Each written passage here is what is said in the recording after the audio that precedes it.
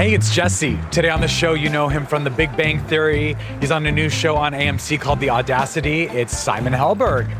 By the end, I felt like it was just experimenting. I was like, what happens if I hum a Pixies song in my head while I'm doing this scene? Turns out, not that much.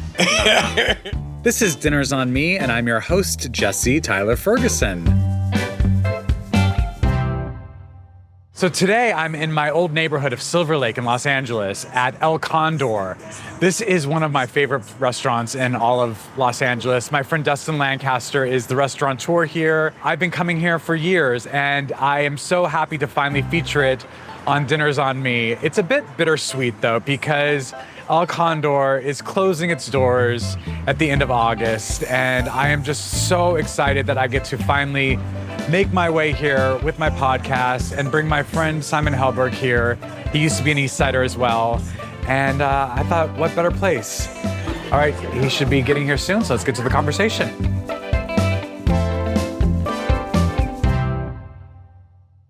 Well, first of all, I thought you still lived here in this neighborhood. That's very rude of you to not know my whereabouts, but that's fine. I try and keep up with you. No, it's fine. But I love that we've returned to our old stomping grounds. Old haunts, yeah. Remember when I wandered out of my house and you were just standing out on the street in front of my house? That sounds very creepy. There has to be some context. Do you remember the context? Binoculars, pantsless.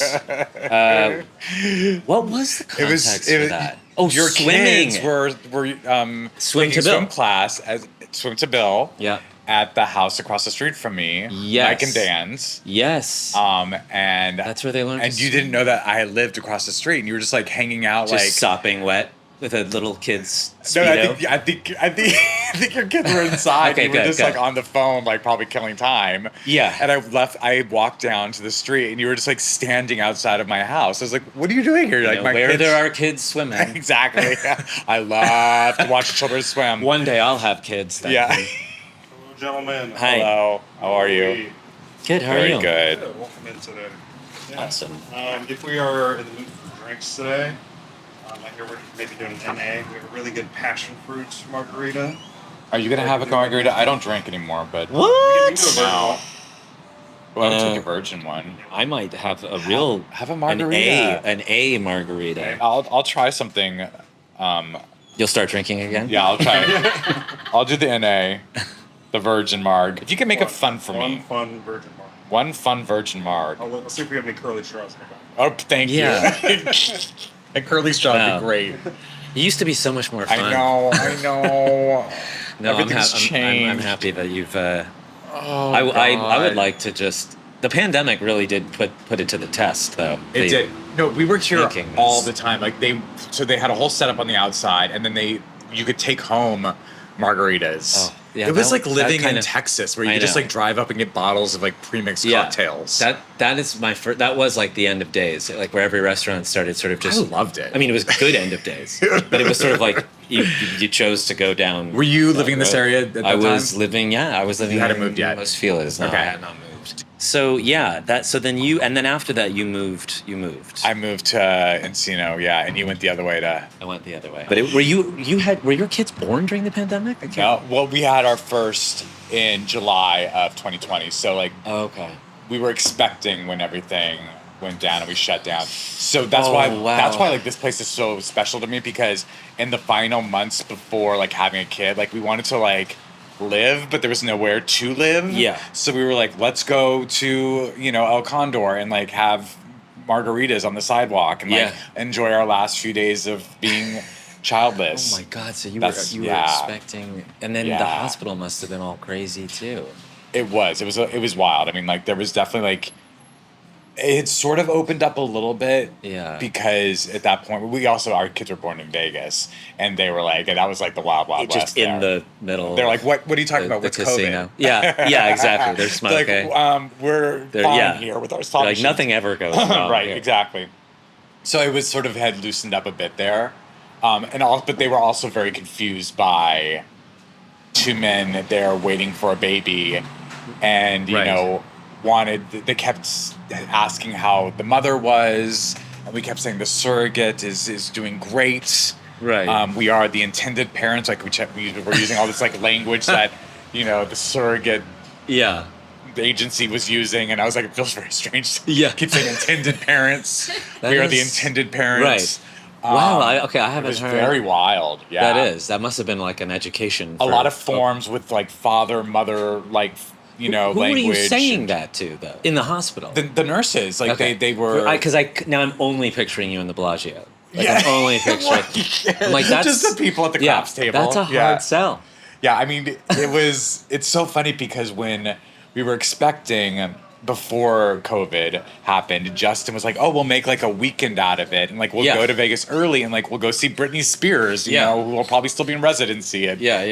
the Hard Rock Hotel, and like we'll like make a weekend out of it, and then we'll wait it out there, and because we were gonna have to like be close in case things happened, and then it turned into this thing where it was like, we were in a casino way off the strip, obviously. Oh my God. It was wild. That is. In the heat of summer, but also still eating outside because that's where it was safe. And it was July in the desert. Wow, and wow. It was wild. Thank you. Thank you so much. I love Thank you, Classic. sir. That is Just- fun. Just to like really You draw said home fun. the point that this is a virgin. Yeah. I The love physical comedy dainty. opportunities there. Yes. Thank you. So you, wow, okay.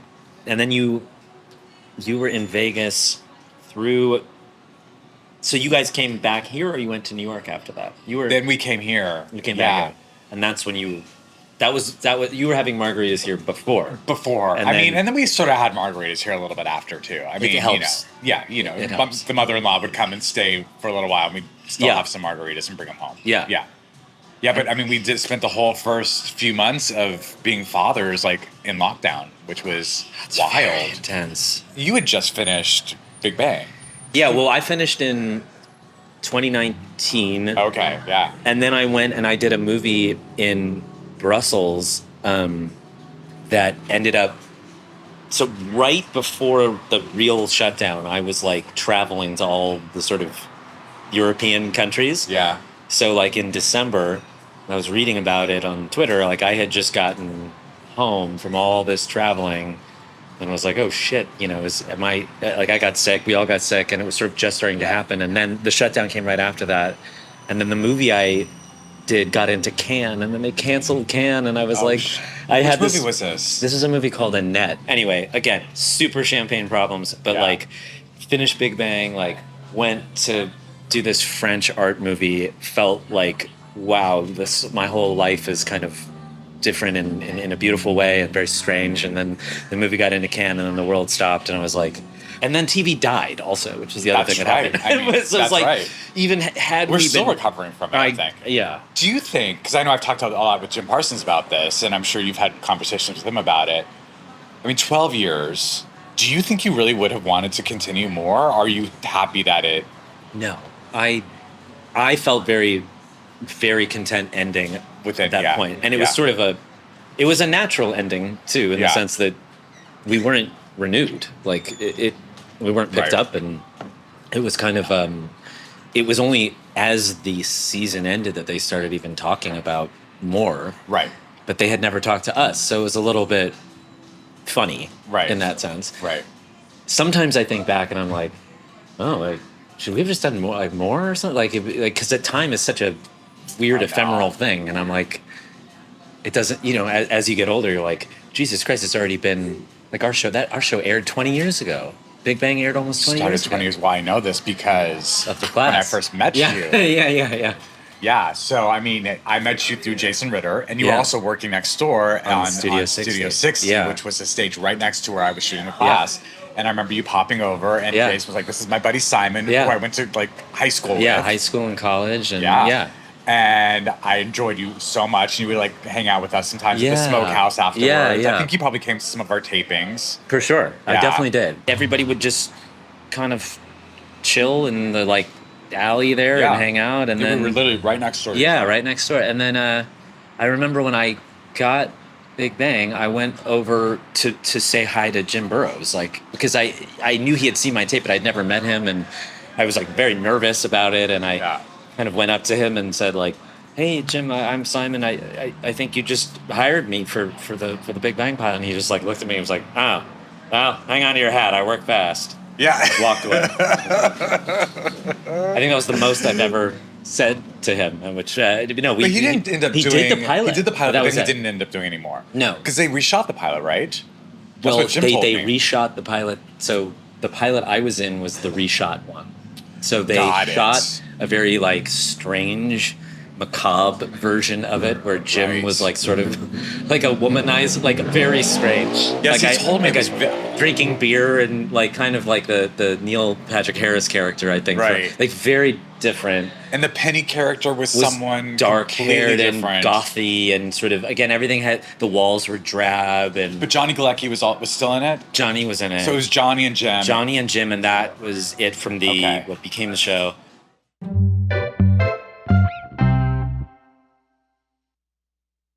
Hello. Hello, hello. Okay, I think I'm going to do the enchiladas. Yes. I'll do the combo platter. So Yeah.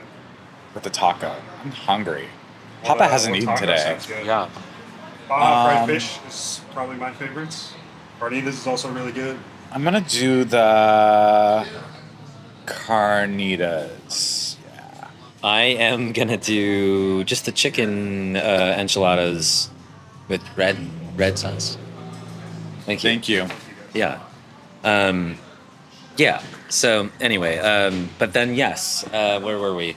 And then it happened, and then 12 years later, it didn't happen. Yeah. Yeah, and then you guys were on for what, 10 years? 11. 11. Yeah. Isn't that crazy? Yeah. It's pretty Isn't it wild. crazy that that's already happened? Yes. Because, like, when you think of people, like Jason Ritter, one of my Yes. best friends, his dad, who everyone knew from TV, Yeah. was on that show for like... Three's Company, yeah. I think like 7 years? Yeah. Isn't it weird that our shows run longer? Longer. Because that show defines, it's like in the fabric of our culture. I know. And I know that our shows are as well, but it's very confusing when you're inside of one of them to really feel what that is. It's gotta be Like, weird for you, and I talk about this a lot with Jason when I got to know him and we're working together. Like coming from, first of all, growing up in this city, which I just can't fathom. I grew up in Albuquerque, New Mexico. I was so far removed from this. But like to grow up with parents who are in the business. I know you had parents in the business as well. Your dad was an actor. Your mom was a casting director. Is that right? That's also got to be crazy because there's so much inside information about just like Yeah. the ins and outs of the business that she Yeah. must have had that she was like talking about at the dinner table, or maybe she wasn't, but like yeah. I feel like it was a kind of a more brutal perspective of I things. imagine. It was not glamorous. And I think probably, I mean, you'd have to ask Jason, but I think even people whose parents were incredibly successful too, it's a mixed bag. I mean, then you've got that, all the baggage that comes along with that is, but it certainly, LA is filled with a lot of, or was more then, there's less working class now, but LA was, you know, is this industry town in not the most glamorous way, in actually kind of, which is what I would say is pretty incredible about Los Angeles, is it doesn't feel like a movie star town when you're around these parts of it and you're going out with your friends, or you're going to restaurants, you're going to see music, or it feels like, well, there's a lot of industry people, meaning like grips and writers, Right. and it's not all the fancy. It's not all so But fancy. when you were at Crossroads, a lot of fancy people. Yeah, I was gonna say because that school is sort of like But that was famed for being yeah. So that was a private school that had an incredibly high caliber of celebrity Yeah. kids, because that's just what private schools kind of do. But Yeah. I have to say, like, my best friends in the world are mostly from Crossroads, Yeah. and some of them had very fancy parents. Some had like writers who used to work regularly Yeah. and had, made a living, and so they Right. could send their kids to private school. But all the kids mostly were pretty wonderful. I mean, Yeah. I don't know. I'm a fan of LA. Did you meet Jason like freshman year? Yeah, I met him. Well, so let's see. He went to Crossroads from kindergarten. I met him I started in 7th grade, and I really became friends with him in 8th grade. That's so fucking cute. The idea of you two is just like 8th graders is really adorable. He was always insanely funny, insanely nice, like kind of the same, like exceptionally those things. Like I know it's kind of, cliche to say nice and funny, but like, him, it's pretty outstanding. But yeah, we became friends. I'm trying to think of, there were a couple girls that we really liked that they were both friends and we liked them, and we sort of ended up like going and watching a movie at their house, and there started what became the pattern of our relationship forever, which was the girl that he liked was like all over him, and the girl that I liked was squishing my arm against the chair while I was trying to like put it just like on her shoulder, but it was suspended in midair. But also we were watching Sliver, which was the Billy Baldwin movie. Yes. And there began, again, another thing that was very formative, which was she had said, the girl that I liked was like, you sort of looked like Billy Baldwin. And so I did this Billy Baldwin impression, and she laughed. And then I was like, okay, this is my in. Still nothing ever happened with this girl.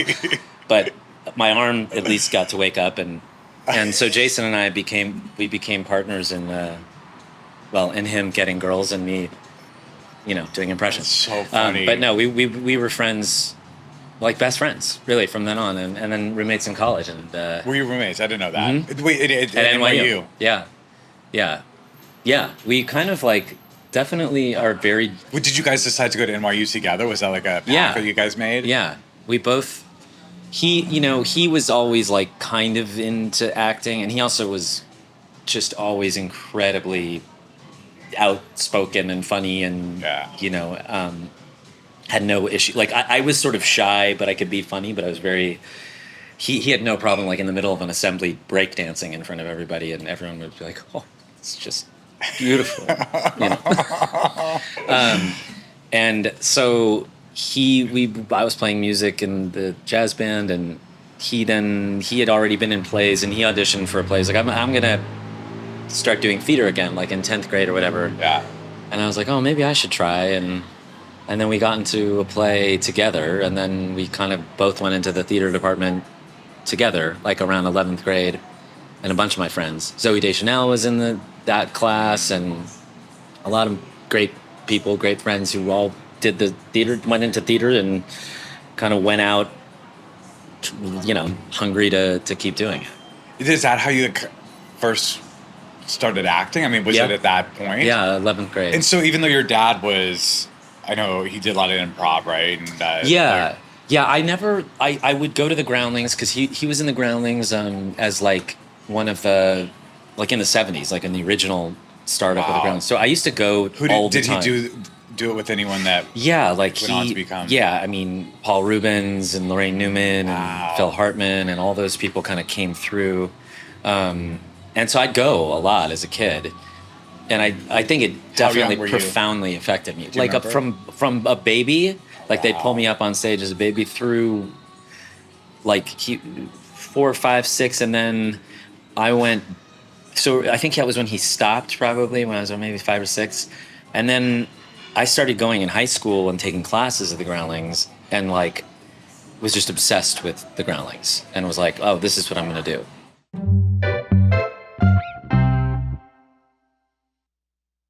That was my plan. What did your parents think about you doing that and pursuing that? I mean, I think they were worried for the, just in terms of the challenge of all of it. Again, like having the kind of realistic perspective of these things.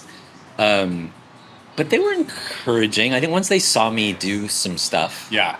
But it was strange. Like, I was doing, it's like I did some plays in NYU, and I really learned a lot at NYU, and I really like had it. That was where, I knew I wanted to, I really wanted to just do theater at that point. I was like, I'll do SNL, but I want to stay in New York and do theater. That's what I was going to ask. Like, did it seem like maybe that was going to be your path instead of TV? Yeah, and I have like a great amount of regret, which is... Do you? I really do, yeah. Not like a simple... Not like I wish that I had this path, because I'm very happy with the path I'm on, but I do have that sort of sliding doors version of what if I stayed in New York and what if I started doing theater? Right. Or what if I like went to the public and was like, this is what I want to do? Because that's really what I thought I was going to do. Yeah. And then I didn't do it, and then I became a TV guy, and now like I want to go do theater, but I'm also like, there's this sort of the lanes of, and you've written it all, so it's like. But I think it's because I started there and then I Yeah. came here and like, but truly, I mean, now I'm kind of having to work backwards and remind people that that's where I did start, because having done now something for 11 years, Right. and I go back and be like, oh God, Hollywood, this guy from Hollywood's coming in. I was like, I went into debt doing theater when I was Right. in my early 20s. Like, Yeah. this is where I cut my teeth. So, but yeah, it's been something I've been able to weigh, both sides of. But like, I think that now it's that there's more fluidity between, people being able to do It does, Hollywood yeah. and things in New York. I mean, Yeah. Everyone's got these sort of like very tightly formed lanes for people. I feel like even when I've gone and done a movie, the only people that don't seem to care at all are like European art house people, I think, because they literally don't watch TV. And when they do, they think of it all as it's all one thing. Like we're all just doing. So like I feel like I've had a lot of traction. Like the movie that I did that went to Cannes, I've had traction with people who don't know Big Bang, because they don't come at me with like a fucking guy from the show that I don't like but I've never seen or whatever. Like or it's on in the airplane and I have so many opinions and I do the same kind of thing, because it's just you just do that sometimes and then it's like, but you meet other people. And the directors that have hired me, where I'm like, holy shit, they didn't care. And it's like, no, they just didn't know the show. Oh, interesting. Like I've had that happen a few times. And that is actually my favorite stuff in the world. And it kind of it reminds me that this is like, like I just like you, I'm an actor who walked into a room and read for a role 12 or whatever, 20 years ago. I mean, it's hard. Like I certainly work overtime to undo people's perceptions of like what I can do. Like I have to really, it seems a little harder for me to convince people that I can do something more than what they've seen. Yeah. But in a role like Howard, I mean, you had this certain haircut and you were, it was a very specific type of person. You were really, I mean, I was sort of playing a version of myself. You were very different from the guy I know. Yeah. Which is, I'm maybe some ways helpful, in some ways maybe not. I don't know. It's, like, it's just time too. And it's like, I wouldn't trade any of it because, again, it's the opportunity and what it's allowed. And just like the sheer amount of work that it was great. Right. Like we got to work consecutively isn't that kind of amazing that you got to act for 11 years? I know, it was like straight. To have like a full-time job as an actor is and just to have that like muscle training too, of just like learning how to, being like, I know how to do this, I've changed as a person,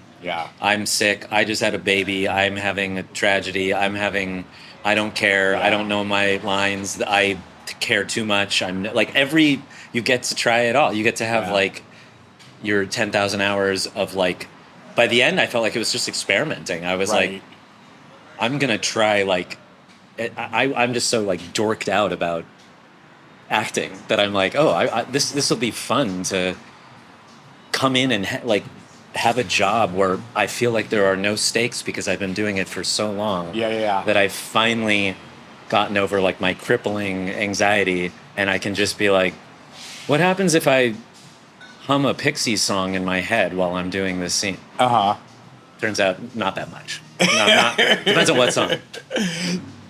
Yeah, I was pretty paralyzed with fear and anxiety for like the first 8 or 9 years. Was it a combination of just obviously the weight of the job, but also just, losing anonymity I think it's, Yeah, I think everything was contributing to it, but I ran very like hot, just very nervous, very, very anxiety ridden. And with, I think, the success, came the pressure, and came also then the expectation that it would be just sort of like a walk in the park, like all my dreams should be coming true. And it just felt so scary to me all the time. I just felt so scared. I just always felt like I was gonna kind of fall apart. So it took a During that time, because I know you and Jocelyn like got married right when Big Bang started. It's a lot of things that happened. I mean, that is a lot of big life changes. Yeah, exactly. But who was sort of holding you accountable during that time? Did you have a good therapist? Were you I had some figuring out medication to help you? Was Jocelyn helpful? Yeah, all of that. I mean, I had a couple of like, there was like certainly like a low point of just kind of seizing up, and I had a couple therapists, and I was trying medication, and it was not great. Like, it just wasn't a good experience, and it just the side effects were really rough. I mean, I've been on medication for anxiety. I was having pretty significant panic attacks near the end of Modern Family, and then after that time, one of the I remember being in New York for Gay Pride.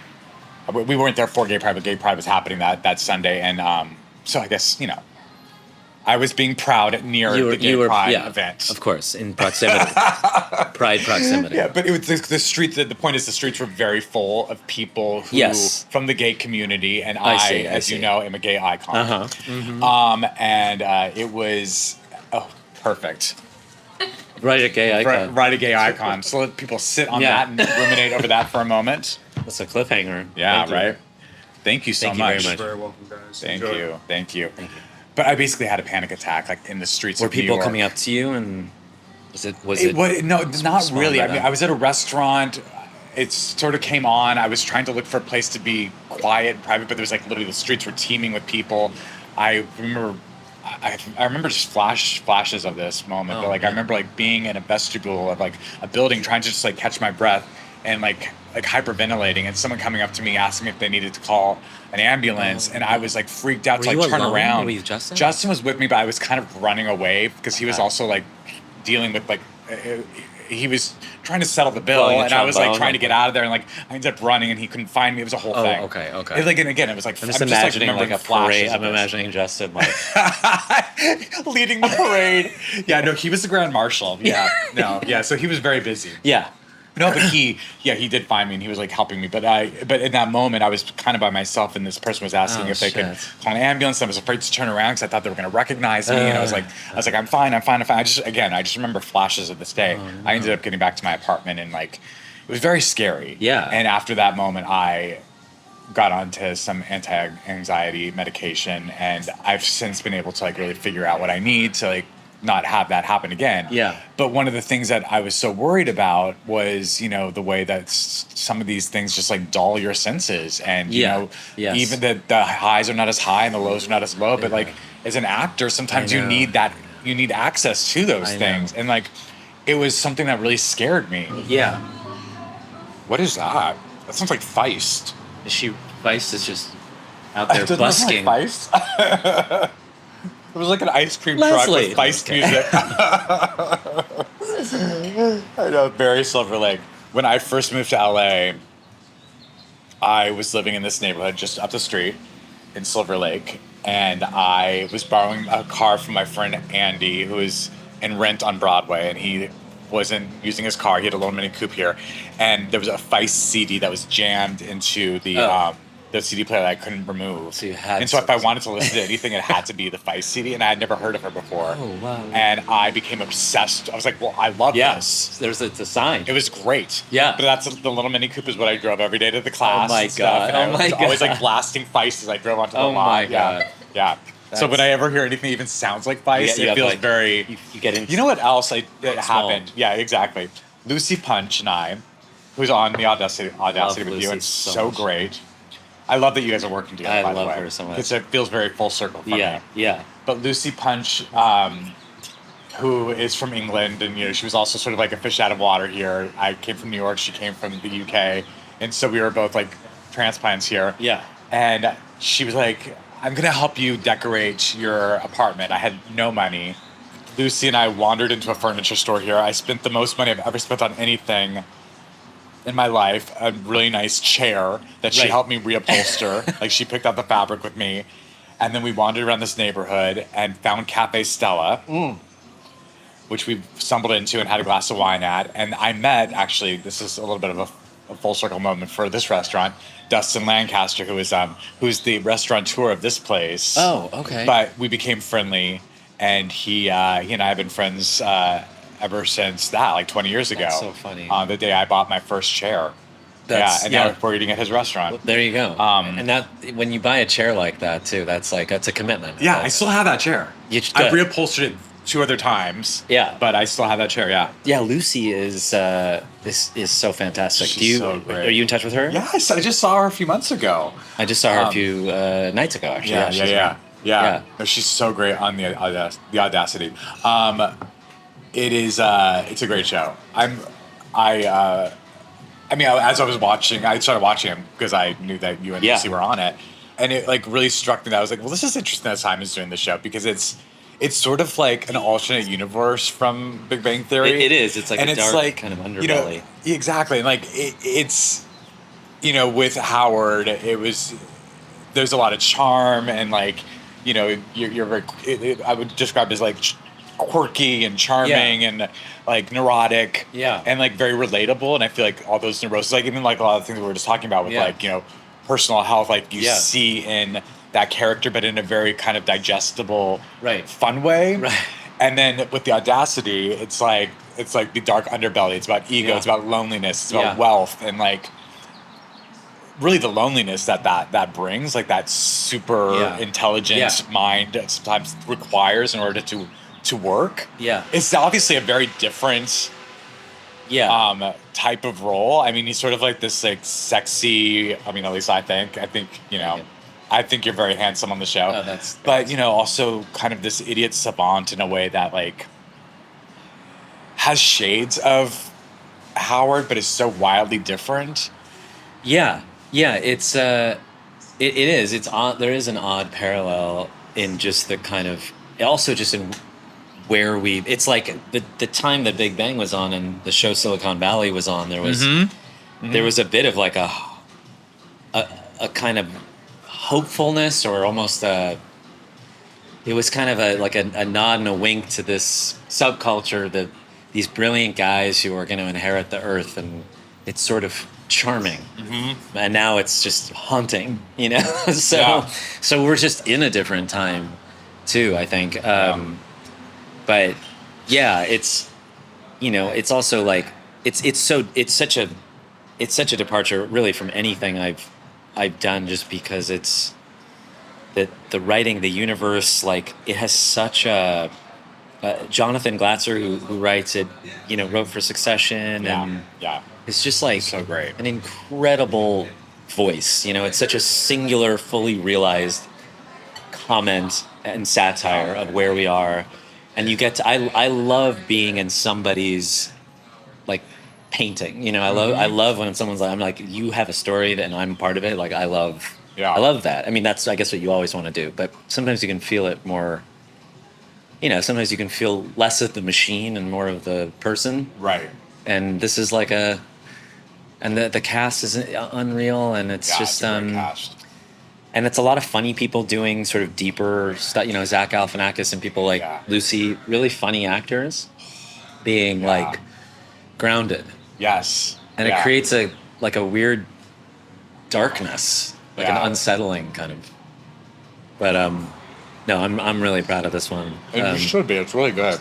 Is Jocelyn still? I mean, I know she acts as well and writes and directs. She's writing a lot, and she does theater out here. We're part of this company called Antias, which is like a sort of smaller classical theater company. Oh, nice. It's in Glendale, and she just did a production of Nora, which is a version of Doll's House, and she's awesome. How did you two meet? I forget. We met. We both went to the same high school, and we met afterwards. I was friends. I did not know her in high school. She's a different year than I am. She's a little older than I am, and I knew her brother, and I went to NYU with her brother, and so again, everyone just from Crossroads kind of stayed in touch. And there was like a housewarming party that I heard about at my friend's sister's house. So I'd heard of Jocelyn, and I went, and we met and danced to. I don't even know. It was dark. Yeah, it was just like a random. But we had fun. We just hung out, and I kept seeing her around. Yeah, I love that you guys directed a film together. Yeah, kind of based on your courtship, right? Yeah, it was. So we were together for like a few years, and then we broke up. And I kind of like self-destructed, and then tried to put myself back together really quickly and get back together with her. And she had flown to Paris, and so I wrote a movie about it, which was kind of therapeutic, and then we made the movie together, which was maybe more masochistic, I think. And then we got this great cast, though, like, you know, Jason's in it, Alfred Molina, Zach Quinto, Melanie Linsky, who ended up marrying our friend Jason. Yeah. So of course she played Jocelyn, which meant I had to like kiss her quite a bit in front of Jason and in front of my wife. So it was really all kinds of fucked up. And I'm healed. I'm healed because of it. How was it directing with her? It was. It's hard to even say because the experience was so unique and painful because of the subject matter. Right. That it ultimately, like, I loved, and I've worked with her a lot. Like, we've worked together as actors and producers, and this was a particular thing because again, I'm playing like the asshole version of myself. Yes. So, and she's directing that, so she has the power to, you know, tell me that I should be more of an asshole because I really was in real life, or right. That's more what I'm neurotic, wondering. more awful. But it also, there was this. We shot a lot of it in New York and in Paris, and it was a heat wave and these tiny spaces, and so a lot of the time she couldn't be in the room with me, so we would just have a camera person and then the actors in the room, and then they'd bring in this walkie-talkie, and I always just dreaded the moment they would put this walkie-talkie down on a table, and they would turn it up, and she would just like criticize me through this walkie-talkie. I was like, like bringing in my wife, and they bring it in. Oh like, my God! Just like put it down. She's like, what the hell are you doing? What was that? And I'm like, well, turn it off. Yeah. So that was intense. That's how you still have conversations at home. Yeah. But with baby monitors. Yeah, when we get into like a really big fight. Yeah, bringing the walkie-talkie. I can't look you in the eye. I'm gonna need a. That's so crazy. Anyway, so it was but we made a great movie. Like, we made it again, like a great. We'll never have Paris, right? We'll never have Paris. Right. Yeah. Thanks for doing this. I really appreciate it. Will you tell Jocelyn I said hi? It's been a really long time since I've seen her. And please tell Justin I say hi. And I will. We'll do it again, you know. And we need to do a double date. Double time. We'll come to Pasadena. I love the restaurants over there. It's great. This episode of Dinners on Me was recorded at El Condor in Silver Lake, Los Angeles. Next week on Dinners on Me, you know her from her Emmy Award-winning performance in The Handmaid's Tale and HBO's The Leftovers. It's Ann Dowd. We get into her new Hulu series, The Testament, where she reprises the role of Aunt Lydia, and we'll reflect on her decades-long career as one of Hollywood's most brilliant character actors.